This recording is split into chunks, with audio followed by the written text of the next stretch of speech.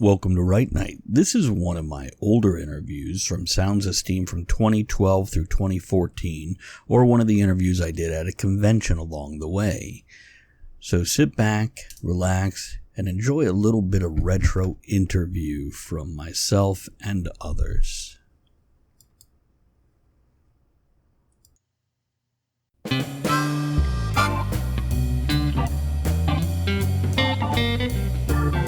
Write Night is a talk show with published authors, writers, and content creators discussing both the creative and technical sides of writing, as well as the industry surrounding it, from novels to screenplays to comics and more.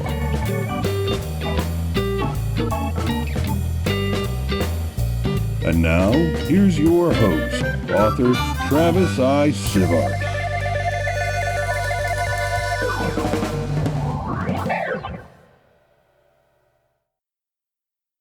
And we're back, and we're here with Tina Connolly, author of Silverblind, and does the whole series have a name, Tina?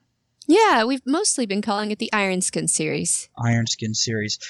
And Tina, this is my co-host, Daphne Dewell, so you two know each other. Mm-hmm. So I got a copy of your book a week or so ago, and I'm about halfway through it, and as I said in the email, I wasn't going to rush myself because I hate to rush a book. You should savor them. Mm-hmm. And a few key points, and then I'll let you actually tell the listeners what it's about. Great. You write a strong female character without breaking the era of the Victorian era to do it. In other words, these are women in the strict bound society who are breaking away from the norm without disturbing the society. You have them on the cutting edge of the changes that happened during that era. Well done there, really. Thanks. Good. Very nicely done, and still fun. It's not stodgy. You're not in the stodgy Victorian era. Good. And I have difficulty writing stodgy. I don't blame you. I tend to start to throw jokes in even when I'm trying to be serious. And I have to we don't know what that's like. Say, do I really want all those jokes in there? Okay. Yes, you do. That's nice. As you know, females tend to write in one style and males in another, and sometimes it doesn't cross over well to the opposite sex. And that's something when reading an author, I try to keep in mind who I can recommend it to. So when I find somebody like yourself that writes, here's a female-oriented book, but I'm enjoying the hell out of it. Good. So, recommend it to everyone is nice. Oh, good. Thank you. Yes. I have actually been interested since the very beginning of this series to people say, well, if I'm fans of X, who would like your series? They're fans of this. Right. They would like Ironskin. And that's something I've been kind of trying to figure out from day one. Gail Carriger. All right. There you go. you can use her. Your writing is not like hers, but I think people that enjoy her work would enjoy yours also. Enjoy the crossover. So, there's there's a good one. Yeah. I enjoyed the heck out of it. But anyway. Good. Thank you. Yeah. Why don't you tell folks about the series so they know what it's about? I would love to. So this is the third and final book in the Ironskin series. The first one, Ironskin, was definitely quite gothic, and it followed along the path of Jane Eyre, if you've read that. Ironskin was set 5 years after a great war between the humans and the Fae. And in that war, one of the problems was that there was some of the people were wounded with Fae shrapnel, and it left behind a curse. And that curse was sort of, besides being physically scarring, there was a curse of some sort of emotion, would be one way to describe it. So Jane's curse in Ironskin was rage. Excuse me. And if she... the rage would leak out to other people. Other people would be affected by it unless she covered the curse, the scar, with iron. And so in Ironskin, we have Jane wearing an iron mask to keep the rage away, hidden from people. And that gave me lots of opportunity to talk about, women and rage and the after effects of war and all kinds of things, juicy things that I really wanted to get into. I love the fairy war concept. Great, thanks. Yeah. And now, having only read part of the third book, sure, I catch myself looking back going, I wonder how much that goes into the back books.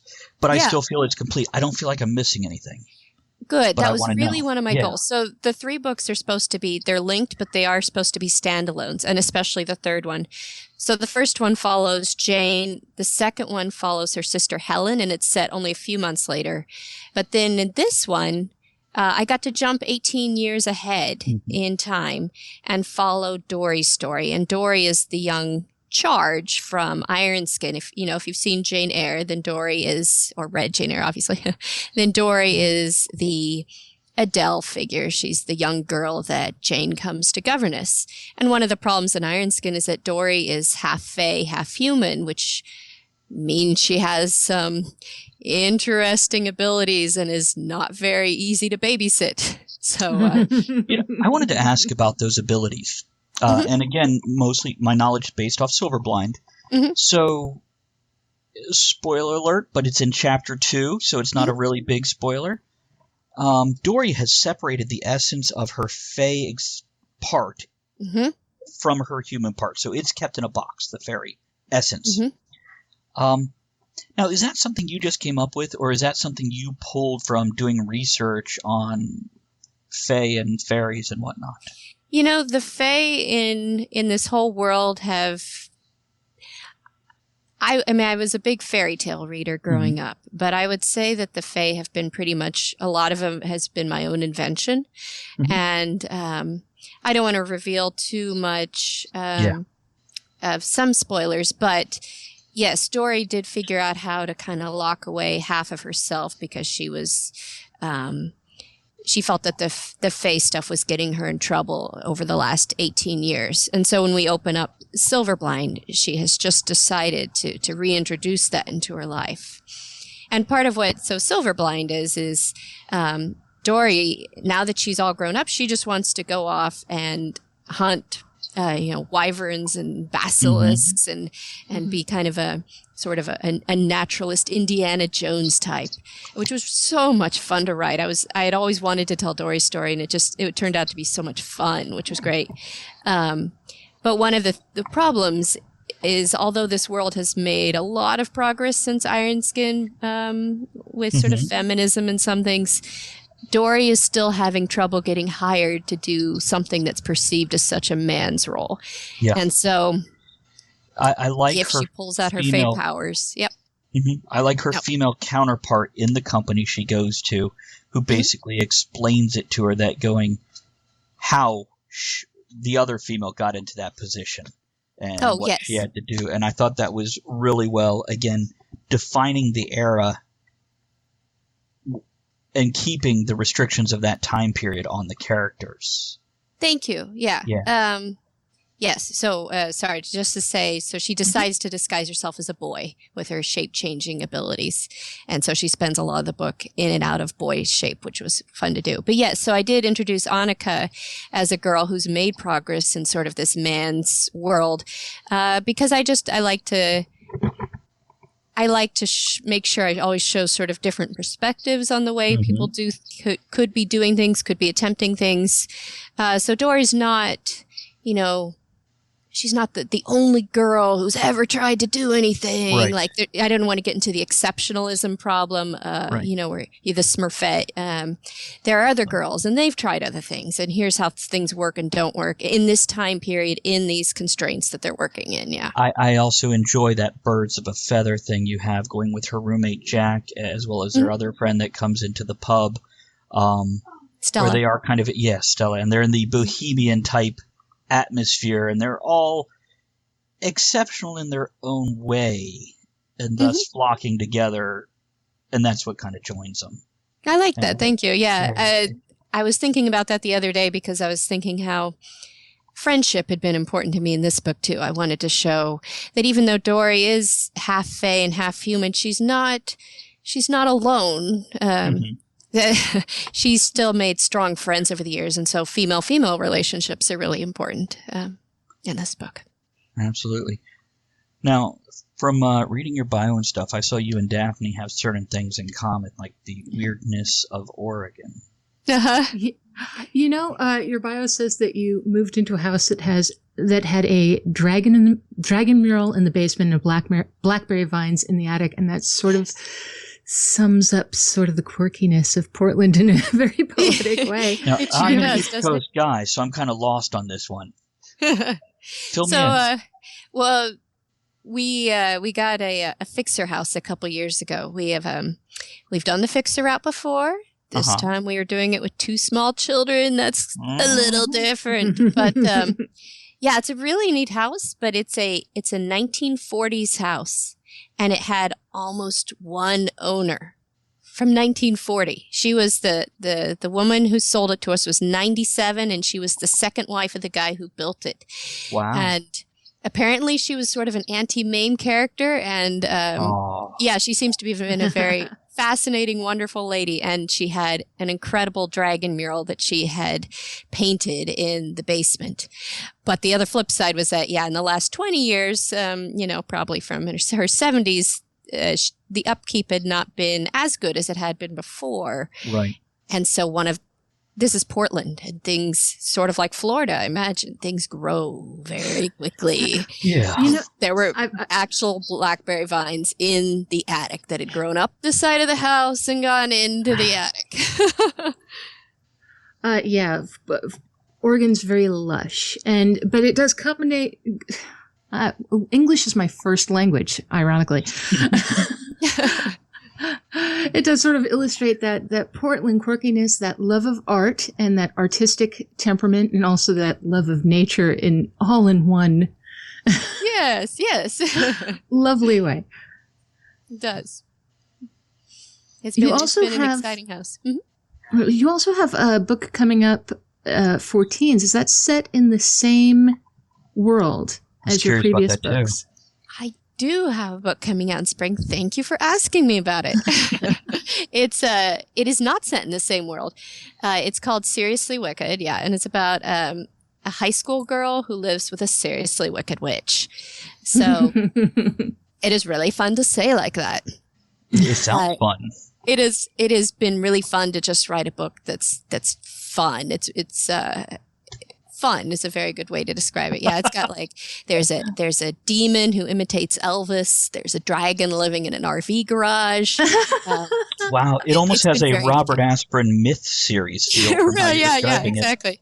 And I did grow up reading, I have to admit, a lot of Piers Anthony. And, although I would say that this book for me really harkens back more towards, I love children's fiction and YA fiction, and there's a lot of really good sort of humor stories that I read growing up that are not even necessarily fantasy and sci-fi, but I always just love the sort of humorous accounts of goings on in high school and so forth. Mm-hmm. And some of this harkens back to that, a little farcical. It's very cool. It sounds like you've certainly worked in that humor into your stories. Yeah, like I said, I may have mentioned I have a hard time keeping the humor out of my stories. So in Ironskin, which was, sort of trying to keep the gothic tone to sort of go with the original, I was like, okay, you can't make that joke about blah, blah, blah. That just has to come out. Well, with all your great background characters, do you think you'll be returning to the Ironskin world? I currently have no more plans. But never say never, because I do. Thank you for mentioning my background characters. I love like all the side characters that come along. One of those people is like, oh, let me figure out an entire biography and backstory for this person who says one sentence on page 43. So never say never. And I have had a lot of people ask me for a prequel to the Ironskin series. Right. Since, as I mentioned, it's set 5 years after a Great War, a lot of people have asked the sort of natural and normal questions about, well, how did you get to this war in the first place? Right. And you find out more about that. Yeah, and also you got to wonder how it came out of the Dark Ages into the medieval period to the Renaissance. That's right. I could just keep going and going. Fey enhancement, yeah. Well, would you like to tell people where they can find you besides on our show? Certainly. Well, I have a website, that's tinaconnolly.com, and I am on Facebook and occasionally on Twitter. I've got, I just did a wonderful event at Powell's, but I've got a small event coming up if you're also in the Portland area at St. Helens Library on the 23rd. I'll be back in Portland at another library in December, Hillsdale Library. And I'll be at World Fantasy, which is in November. I'm excited to Very nice. finally get out of the house again after the second baby was born. I bet. Are you leaving home with the husband? Yes.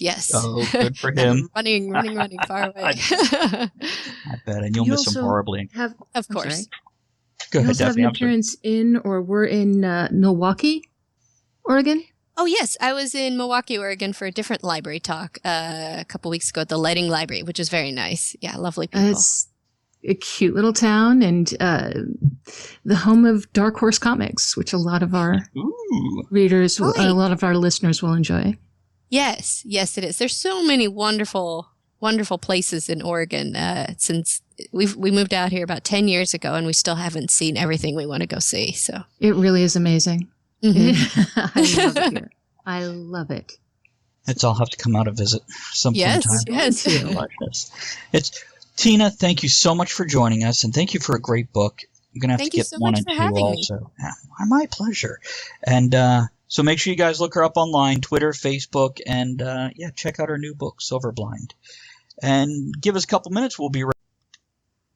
Okay, and last in an awesome series of interviews over the past, I guess this is the 5th week, we have Margaret McGraw from the Tales of the Weird Wild West, which ends in 4 days, I think. That's right.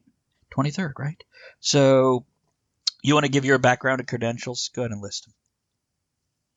Sure. Hi. I'm Margaret McGraw, editor of the Weird Wild West anthology and the prompt writing blog writerspark.com. And we are currently running, as Travis said, the Kickstarter to support our Tales of the Weird Wild West. We're really excited about it. I don't blame you. You got some great people there. And folks that we've had on the show. Great group of authors, and we're also excited that this is we have 4 slots for open submissions, so we're looking forward to some fun new names to join us. Nice. And I know we've had fun interviewing the other ladies that we had on the first interview, Danielle, Emily, and Misty. And now we get to have fun with you. I don't know if you can top this stuff. Dirty. Yeah, well, you know what? It really is. And after the last interviews, I mean, we had all kinds of things. Let's see. One had a thing with horses. Another one had a thing. There was a lot. And I can't look at your microphone, Daphne, without picturing a centaur right now. Oh, you. I do have a very big mic. Yeah. Is that why you named him? Whoa, boy. Down, Big Mike. Actually, my mic is called Blue. Past tense? Sorry. Big dude. You have a question for delightful Margaret here? Poor innocent Margaret, who's the straight man of the group, and yeah. Well, she can try. I have questions from the Weird Wild West. All right. Let's see here. Is not a question. That's just my vocalized thoughts. You have to bring up your pitch at the end of the for it to be a question. All right. Cowboys carried one book in their saddlebags. They used to trade it as they met each other. What would be your one book? That was a very straight man question, actually. Well, I suppose. Depends on the book. That's right. Let's hear the answer first. So, if you're going for practicality, it's going to be like, 1001 Knots or the Farmer's Almanac. But I think I'd probably go with something like I'll pitch Misty Massey's Mad Kestrel, because it would be something completely out of the ordinary for the Dusty West, a pirate adventure on the high seas. So I think that would be a nice change of pace for the dry Old West. Cowboys like are kind of that. like land pirates, aren't they? They are. Nothing to do with land sharks, but no land sharks, but land pirates. No land sharks. And sharks do not feature heavily. There are plenty of other creatures and bad guys to face. Any selkies? No selkies. No selkies in the that Mad Kestrel faces. We'll have to tell her she can use it next book. Absolutely. I like that answer. I think Misty would love that answer. I like it. She'd probably blow you kisses, hug you, and pay you money. She probably would. Who would be in your posse? And that's my POSSE. Ask Misty about the baseball team. I heard about the baseball team. Were you listening last week when she was on? I sure was. Absolutely. Wouldn't miss it. My posse, I need some muscle, so I'm going with John Hartness because he is a badass. He is one of the nicest guys I know, and I would want him at my back anytime there was trouble brewing. And James Tuck wouldn't be bad to have there either, so I would definitely ride with them. I think my co-editors could handle themselves in a bar fight or two, so I'd be riding with John and James and Emily and Misty, and we would be the word wranglers. Nice. You say Misty. I think what you mean is the Carolina Kid. That's her. That's her Wild Well, West. and I That's come her with band. a built-in moniker of Quick Draw, so we're already halfway there. Nice. Woohoo. You should grab Rod. He has a private eye background and stuff. That's right. He knows how to handle a gun and when to put it down too, apparently. We had a funny story from him. Yeah, that was an interesting story. It's let's see here. And now I actually just hung out with you yesterday. Well, this past weekend at MarsCon. Yeah, we had a great time at MarsCon up in Williamsburg. We did. It's it's as I meet more people, it's so fun to have. I don't know. You get your inside jokes, you get your other fun stuff, and I forget which panels you were on. I was so busy running around. It's the first one I've done panels for the whole weekend as opposed to just one or something. Yeah, I told them to put me to work, and they took me at my word. So kept me busy. It was a lot of fun. That's good. Those are famous last words. Put me to work. Now, it's right up we'll there with it would be fun to put together an anthology. Sure. And next thing you know, you're signing up with the publisher and starting a Kickstarter. Now, I know we've got one more question for you, but I want to ask because it was mentioned something about you were on not at MarsCon this past weekend, but previously in your dark, shadowy history, you were on an erotica panel and there was a basket involved. And I know that basket is going to haunt me. So one of my favorite conventions, and both Emily and Misty and I really enjoy Con Carolinas down in Charlotte. It's this year it will be the last weekend in May, and one of the now infamous events that they have is an erotica panel, a late night erotica panel, and it's a lot of fun. And this past year, they had a basket of goodies. And they had a random drawing, and I won the basket. And so afterwards, I went up and was talking with the authors who had contributed books, and there were also several other items. And there was one that nobody knew what exactly it did. And so they put me under orders to report back. So I have homework for this year. What size batteries did it take? It takes a lot of those little clock batteries, and they don't last very long. Clock batteries. I can't even imagine. I just said that as if. Well, you'll have to come check out the erotica panel at Con Carolinas this year, and maybe have to report. And bring her extra batteries. Watch batteries. I'm taking donations of batteries. Yeah, I think she used the heck out of them. Go ahead. I'm sorry. I said that as if I have this encyclopedic knowledge of erotic toys. I don't. I promise. Well, it was funny that the authors were all looking at it going, I don't know what that does. You're the expert. And these are some imaginative people. Come on, you introverted bastards. What's it do? One of you has used one of these. Okay, so last question. Daphne, what do you have? Really? How can I top any of that? Well, what is one thing you wouldn't do for your health? That one comes from Travis. That I wouldn't do for my health?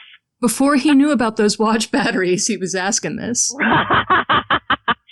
Well, probably running. If I am running, then you better turn around and run with me because that's behind me. And it is probably straight out of Emily and John's Big Bad Anthology. Nice. Okay, and that wraps this up. And so everybody, make sure you check out that Kickstarter, Tales of the Weird Wild West. It has 4 more days. Go help them out. Check out those stretch goals and everything else going on with it, as well as the individual authors. And under the updates, if you go there, Danielle, who's been organizing it, has done author spotlights. So basically, if I'm not mistaken, there's links to the books, links to interviews, links to all kinds of cool, fun things there. So go check them out. And spread the word. Remember, that's as important as contributing is spreading the word around, especially in these last couple days, to get the biggest, best, baddest book you can. I know. Wouldn't Misty be proud of me with all that alliteration right there? She'd be very proud of you for all that alliteration. We really appreciate your support. We've enjoyed doing these interviews and love listening to Talk of the Tavern. Well, thank you. It's and we'll have to bring you all back together again and do a horribly inappropriate show where we mention no names but tell a lot of stories. Now, you have a couple events coming up. I mean, you mentioned Con Carolina in May, but I'm also going to see you in June at Contemporary with Mike and Markel. Yep, absolutely. I'll be at Contemporary in Raleigh, that's June 26th, 28th. And then in July, I'll be a guest at Congregate, which is going to be its second year for that convention. Congregate's where this all started. Misty and Emily and I came up with the idea for the Weird Wild West anthology at Congregate in 2014. And so we're looking forward to having a reunion there. They're going to be in High Point. And then I work the charity events at Dragon Con, but I won't be officially guesting there. I don't blame you. And is any of these in an NBC Suites? Because I hear, good things about the bar. I never remember what hotel I'm in. I won't put you on the spot for that. Con Carolinas is moving this year, and they may be in an Embassy Suites. I know that is they're definitely a nice hotel. I heard that too. Well, Margaret, thank you for coming hanging out with us. And you know where we live now, so you can drop by. Thanks for having me on the show. Enjoyed it. My pleasure. And everyone else, we'll be back in Jessica. Wait, did we plug your personal site? My personal site is writersspark.com. It's a prompt writing blog. Do we get everything else? We good to go out? Not like absolutely Dave, out of the segment. Okay, we'll be back in a couple minutes, guys. Hang out. Hey! And we're back. And we have Danielle McPhail. Hi. Hello. How are you today? I'm good. So let's see here. It's been 2 weeks since we talked. And been busy? How was the holidays? They're always hectic. Yeah. My mother just moved back, so a lot of family things going on. It's, just so the listeners know, I can't actually see you. You've got an icon on here, and it's such a secretive, mischievous little smile in your picture that I feel like I'm actually doing very well the whole time because you're looking at me like, oh, yeah. That picture is iconic of my personality, so I don't think no matter how much I change, that picture will never change. Yeah, I would be so surprised if I got you upset or angry because I'm like, but your face, it says I'm doing good. If you saw me in person and you got me angry, you would see a totally different face. Well, I would assume so. If you look like that when you're angry, that's called what? Psychotic, right? We look just like everyone else. Thank you, Wednesday. Oh, so last week we spoke to Emily, and this week we get to ask you goofball questions. Let 'em rip. So Daphne, do you have your list? Rip it, girl. I have my list. I want to know if I can call you Danielle Ackley Epic McPhail. Hey! Wouldn't be the first person, I'm sure. Oh, but you're epic. Okay. Because your book, you want to name, your Kickstarter, you want to name that for us and tell us where we can get it real quick? Yeah. The Weird Wild West is, actually it's Tales of the Weird Wild West. Yeah, I was going to ask you if you could say it 3 times fast. Probably not. I can't. I'm on medication. I have no excuse. And it's drawing to a close soon in a couple of weeks. But it's just a wonderful mashup of your favorite speculative fiction and your favorite Western tales. Alrighty, and in that theme, I've got some Wild West questions for you. Actually, I have one. I'm going to make it a 3-part question. Oh, there you go. You live in the Wild West. How would you die? I want to know the best way, the worst way, and the way you're most likely to die. Kicking and screaming. And So during sex? No, that's when the husband dies. Well done. Can you get that in a prenup? Because that'd be pretty cool. He'll have a smile on his face, but still. And the worst way would be asleep. Because that means hubby's not doing his job. And the way I'm most likely to die is of exhaustion, because sometimes I forget to sleep, trying to get all these projects done. There we go. That was a very telling Barbara Walters type question. I didn't expect it to be like that. I feel I know you better now.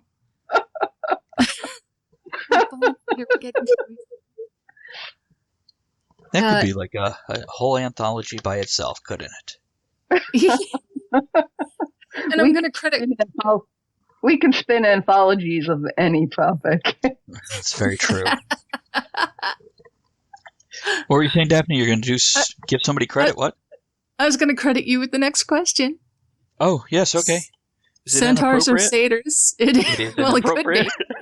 Centaurs or satyrs? It could be.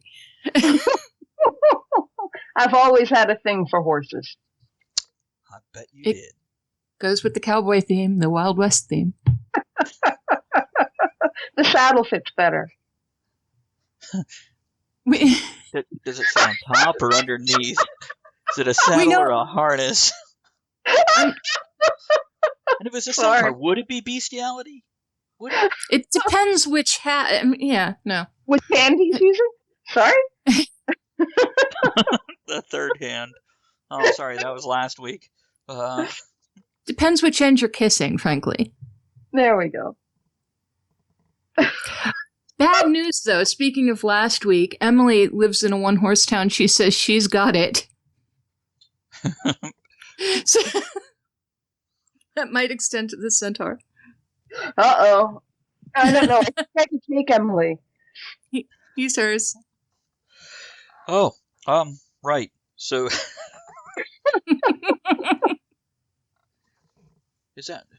do we have any more questions, or that was I'm still enjoying them. What? I've left you speechless. I'm just debating if we want to leave it there and move on to other stuff, or else if we want to do a quick sweep up and spray down with Lysol. I'm not sure if I feel dirty or excited or if it's the same thing. I'm very confused. If you feel dirty and you don't feel excited, then you're not doing it right. That's a good point.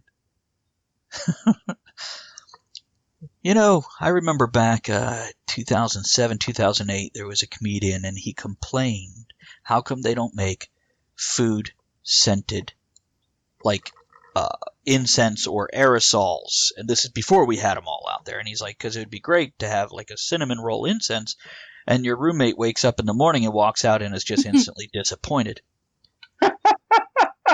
There are some scents of incense or aerosol room fresheners that we should never have. And I think sex would be one of them. Stables would be another, bringing it back to the centers. Well, there you go. I don't know. A clean stable actually has a very nice smell to me. But then again, I don't get bothered by skunk either. I'm not saying I would want an aerosol smelling like skunk. I'm just saying. So, Danielle. Yeah. You have a busy schedule over the next half a year. I do. I always have a busy schedule, actually. Oh, you know what? Before we go into that, let's talk about CJ and what you're doing with that, because it ended like a week ago, was it? It's been a couple of weeks. We did a Kickstarter, a very successful Kickstarter, Nice. for a tribute anthology for the late C.J. Henderson, who, at least on the East Coast, was very iconic in the city. And he passed away from cancer in July of last year. And, you know, the writer community is very supportive, and so a bunch of his friends wrote stories that were either inspired by him or his work.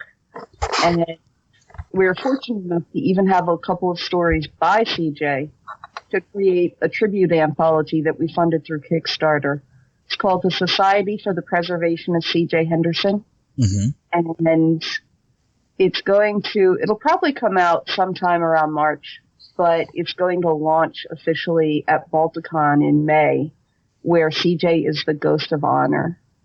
And so we have a lot of things planned. Are you going to sell like souvenir sheets with his face on it or anything?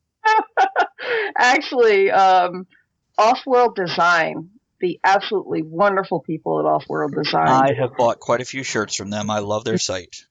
Well, they have right now on their website a memorial T-shirt for CJ that we originally did for CJ Con, which was for the memorial of his passing. And they've resurrected the shirt that will be available between now and June for both the anthology and for the memorial. I love the fact that you used the word resurrected. Not brought back, resurrected. Definitely. So preserved. Wait a minute, and he has the same initials as Jesus Christ. They're just reversed. Hey, See a trend here. he has used the phrase often.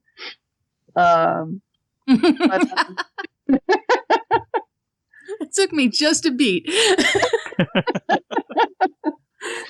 So the shirts will have the cover artwork from the anthology, and it will just say the Society for the Preservation of C.J. Henderson on the front. And the profits will be split between Off-World Design for their production costs, and the rest will go to CJ's family to help cover the remaining medical and funeral costs. Very nice and well done there. So what conventions could we expect to see you at before we wrap this up and head out to the next part here? Oh, there's so many of them. Coming up next month, we have Dreamation in New Jersey, and Farpoint in Maryland, and Mysticon in Virginia. I'll see you there. Yes, you will. Yeah. Then in April, RavenCon. And I'll see you there. Are you stalking me? Well, I tell you what, I will stalk you at Mysticon if you'll stalk me at RavenCon. Okay, I think we could work that out. Awesome. Wait, ladies first. Let's switch it. No what? No centaurs involved, though. No, I will not wear my centaur outfit for you. And then, as I said, Who's your farmer now? Sorry. John, have it on the wrong end. So, do you like the scent of a fresh stall? Okay. Balticon is the end of May, Memorial Day weekend, where I will be there, and we will be launching the Society for the Preservation of C.J. Henderson, and he will be the Ghost of Honor, so there will be a memorial and tribute track and all kinds of activities around that. Nice. Love that. It's a very Is that the full list? Did we get them all?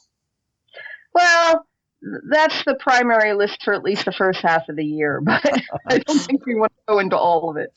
Okay. Well, thank you for joining us. Thank you for having me. Been our pleasure. And everybody else, hang out, give us a couple minutes. We'll be right back. You're getting bubbly, Travis. Bubbly as in, like, my sound? Your or my voice was breaking personality? up. Oh. Well, it's probably lonely. You've always been bubbly, baby. Oh, and we're back, by the way, and we're here. Don't I just always do that? You do. It's I try to warn you, but no, it's and we're here with Misty, who we spoke to a couple weeks ago, just before Christmas. And Misty, on Skype, your name says Misty Wright, so I am not remembering your last name off the top of my head. Why don't you tell folks who you are? That's okay. My name is Misty Massey. And I am the author of Mad Kestrel, which is a fantasy of magic on the high seas. And I am now getting ready to edit the Weird Wild West, which is fantasy in the dusty plains. And just under 2 weeks till the Kickstarter ends, which, by the way, folks, I think I mentioned that earlier. But, yeah, go check it out, Kickstarter, and then the alliteration thing going on here, Tales of the Weird Wild West. Last week, I asked Danielle if she could say it 3 times quick. Can you? It.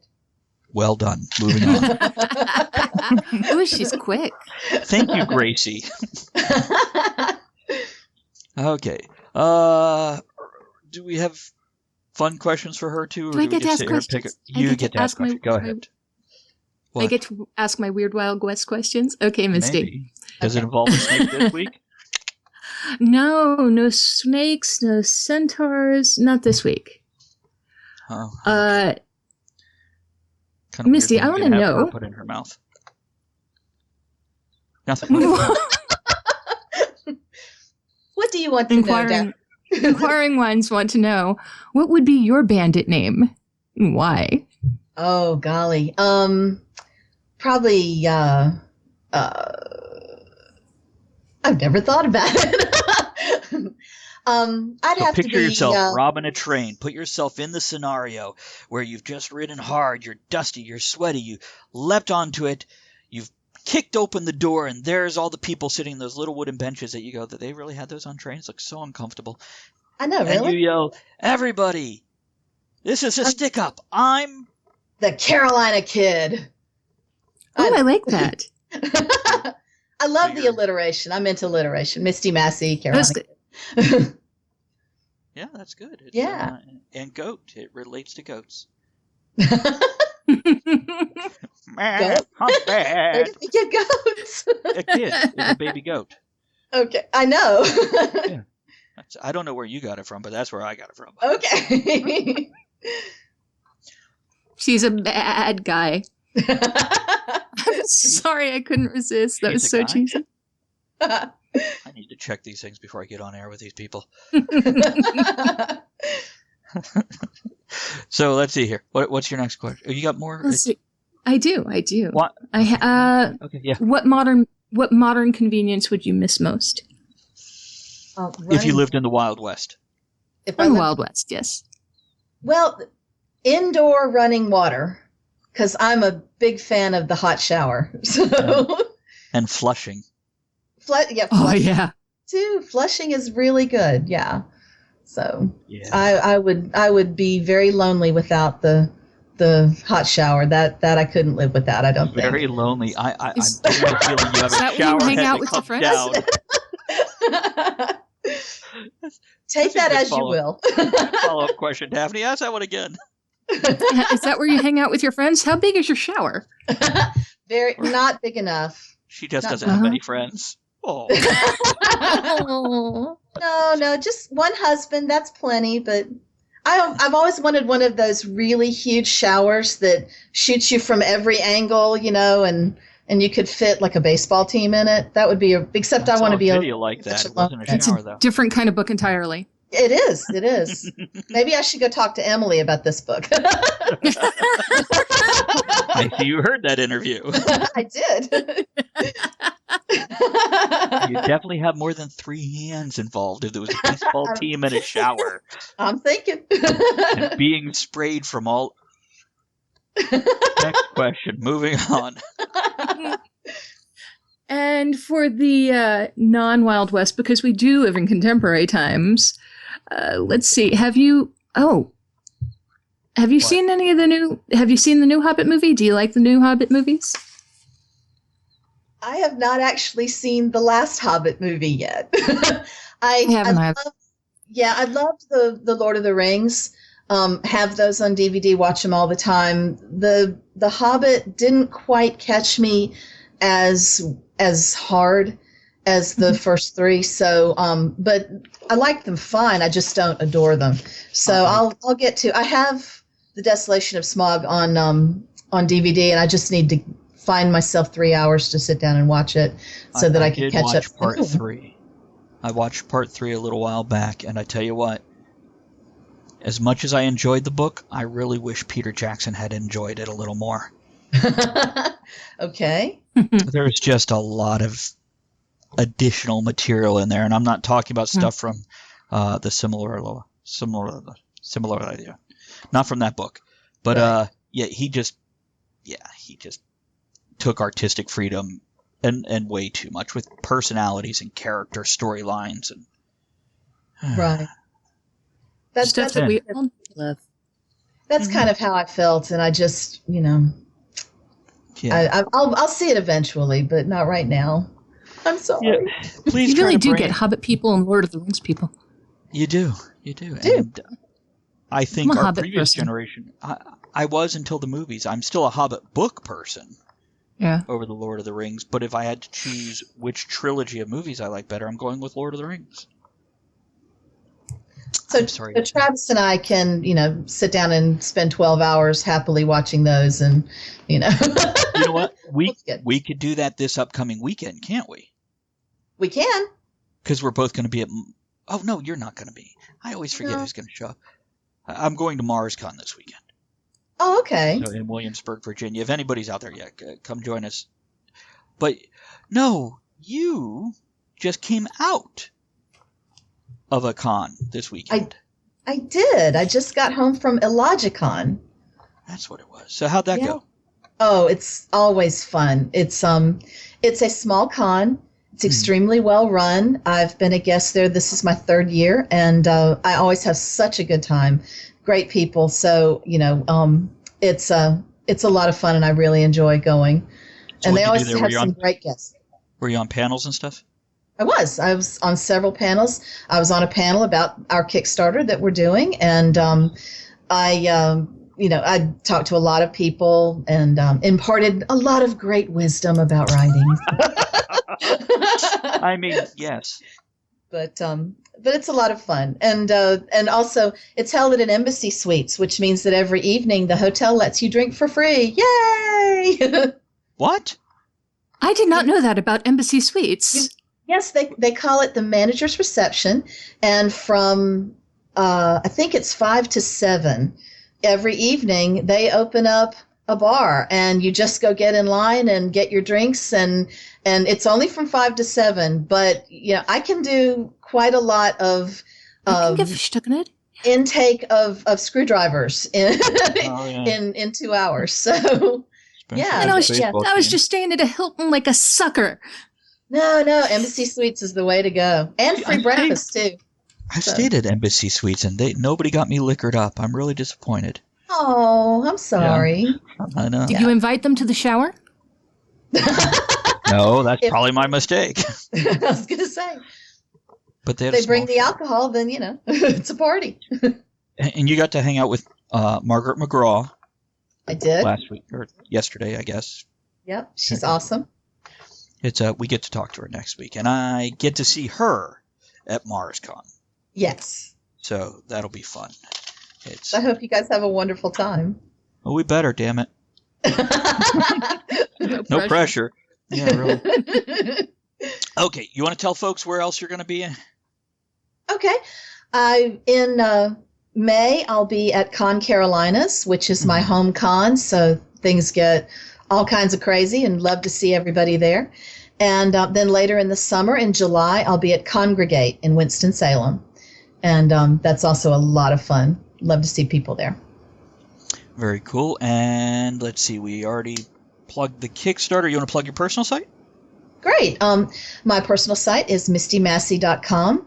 And I'm also a regular blogger on magicalwords.net. It's a blog about the craft of writing, and I share it with David B. Coe, a.k.a. D.B. Jackson, Faith Hunter, John Hartness, several other folks that drop in from time to time as guests. We have a great time talking to people, and we would love all of your listeners to drop by and comment and visit with us there as well. magicalwords.net.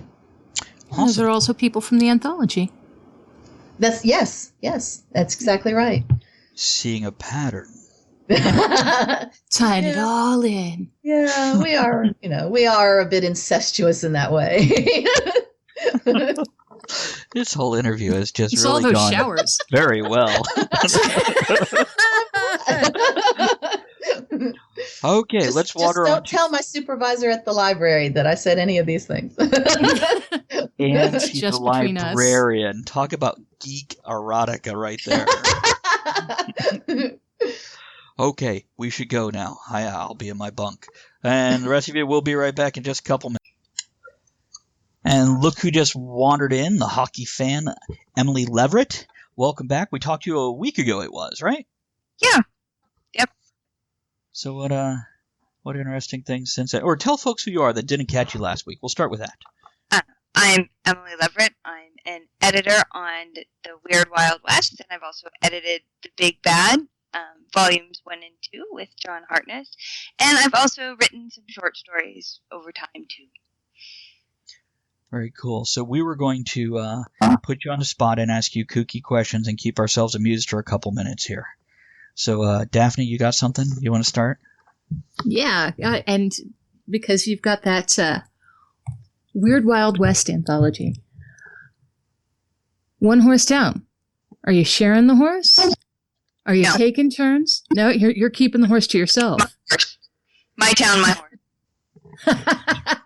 Does it have its own horse house?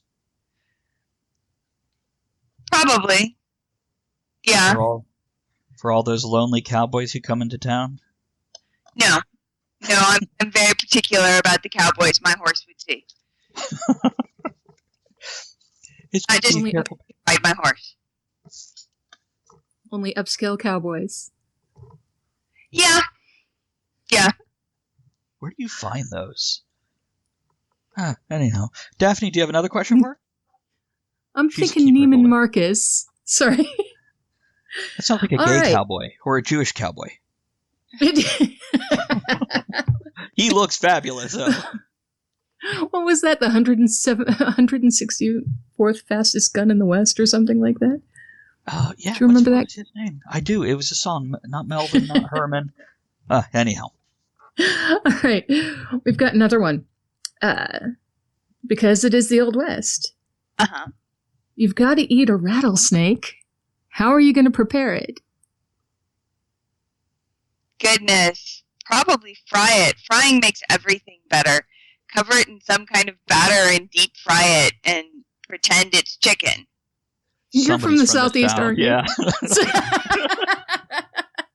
No, I was raised in California, but my grandmother was from Texas, and so she fried lots of stuff very well. Probably rattlesnakes, too. Not that I remember.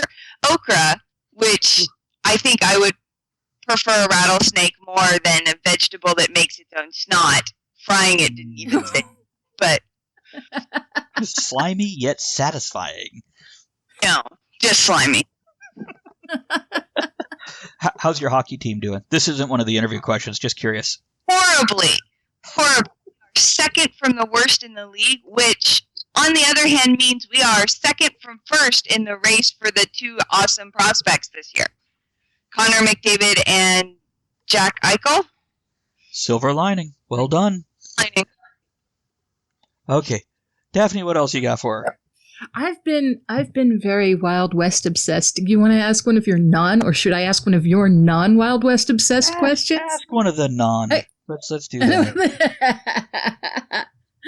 Travis wants to know, as if he's not sitting right here. I think it's funny the way you could just ask anything at this point and blame it on me. That's true. I'm so, can you spell gynecologist?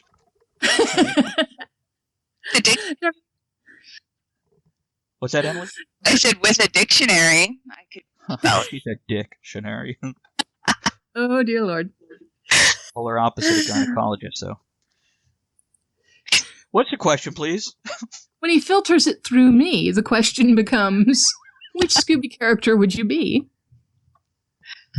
And you can choose any, not just the crew. Any. Yeah, but all the monsters are always ugly old white men who fail. And so I would not pick any of them. Why do you look straight at me when you said that description? Wow, some guest. Yeah, well, I think when I was a little girl, I always wanted to be Daphne because I wanted to be the pretty one, but I'd probably be Velma. As much as I would love to be Scooby or Shaggy, I have never had any relationship with drugs? At all. I'm a rule follower. I'm, Hermione. I'm that kind of. I wish I was as smart as Velma, but that's probably who I'd end up being. Well, just so you know, Velma is now the hot one. She has taken backseat to Daphne as nerds and geeks have come forward in culture. So if you look at all the cosplay, Velma's the hot chick. Yeah, that's true. Absolutely. Oh, I think we're doing 3 or 4 questions. What do we have on the list, sir? We're at 3 right? Questions. Okay, we'll stop there. We'll let you get back to your hockey game. But first, we need you to plug things. You're going to be at certain conventions. Oh, you know what? Actually, hold on. Back up. Wanted to ask you a question. So when I spoke to you last week, you mentioned you're a professor of English. Yep. And that you've edited erotica. Yes. I love hearing those two things in the same sentence. And he likes to hear them said slowly, softly. A bit sultry. Anything you want to add to that description right there before we move on to where you're going to be over the next couple months? What an opener. Learned so much editing erotica about writing, but not so much necessarily about sex. I did learn that where you put your hands and remembering where you put, or at least where you put your character's hands is very important. Both are important. Non-sci-fi fantasy stories in which people spontaneously grew a third hand, or other body part, or, wow, that's really interesting. He did that because he hasn't taken his pants off yet, so he talent exactly. So yeah, baby. It was educational and it was fun, and the writers I worked with were amazing. That's good. Especially interesting because I was willing to edit male erotica, and pronouns are such a problem. A lot of he. Where he put it and saw it, and I, wait, who, where, and so. It reminds me of like Andy Cap comic strip where it's just a ball of dust with hands and feet sticking out of it and other random parts. Yep. So, on that note, where are you going to be over the next couple months? I will be at RavenCon in April, and at my favorite convention, Con Carolinas, in May. It was the first convention I ever went to. It was where I met Margaret, where I met Misty, where I met John Hartness, that I co-edit with, a whole bunch of people, and it's just a fabulous con. It's my first time at RavenCon, so I'm sure it's wonderful, but I can't say anything from experience yet. I should be there as press, and I don't know if they're going to have me on any author stuff, or sometimes cons will bring me in to do a live show. So if I do that, I'll be looking for you. Absolutely. Because you laughed at the bad humor. And Misty, Josh Hartness, also people who are going to be in the book. Yes. Yes. And then also Congregate in July, right? Yes. In July I will be in. Sorry, my brain, it only goes out to the academic year. Like in May is when we end classes and so reset to sort of tell you what was going on after that. Understandable. Okay. Plug your website one more time and then we got to go back into another song. I blog at Writing Under a Dancing Star, which is a Shakespeare reference. So. Very nice. Writing Under a Dancing Star, I like that. And don't forget to look for her on Kickstarter, Tales of the Weird Wild West, and we will be right back.